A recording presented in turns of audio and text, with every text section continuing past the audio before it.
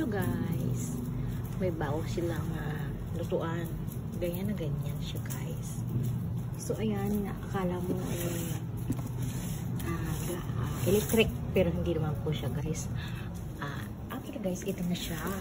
Ayan po guys, oh. Ayan po guys. Akala mo di kuryente, pero hindi. So matipid talaga siya guys. Ayan yung bagong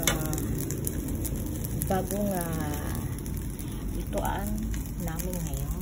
So ayan guys, mura-mura lang. So ayan, oh, ayan pa, meron pa siyang 40% LPG savings, fast heating time. So ganyan nyo siya guys. Ang maganda rin naman yung ano nyo guys, yung ano niya. So ayan, medyo marami ginagamit ko.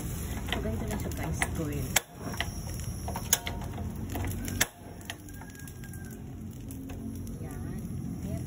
Una, nag-blue muna siya.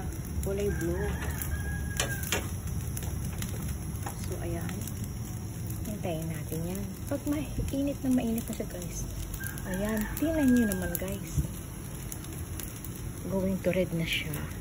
So, ibig sabihin yan, guys, mainit na siya pag red. So, ayan po. Ang ating bagong gas stove ngayon. Wala na yung mga paapoy-apoy. Gaya na siya ngayon guys. So, yun nga lang guys. As in, mainit talaga siya. So, ayan. Ang kanilang gas range. Ay gas stove ngayon. So, ayan na. Mainit na. Pwede mong hinaan. Ayan. Pag mahina siya guys, nagiging blue. So, paringin natin at magastos. Dito tayo guys. Ayan. Ginagamit kong sinagag. Ayan so guys. Gasol po yan guys, di gasol, hindi siya di kuryente. So, ayan, may bago naman tayong kaalaman sa ating pagluluto. So, iba-iba na talagang panahon ngayon. Lahat magbabago. Diba guys? Lahat nagbabago sa panahon ngayon. Dati paapoy-apoy lang. Ngayon, gaya na siya guys. So, that's it guys. Thank you for watching guys. And see you next vlog. Bye-bye.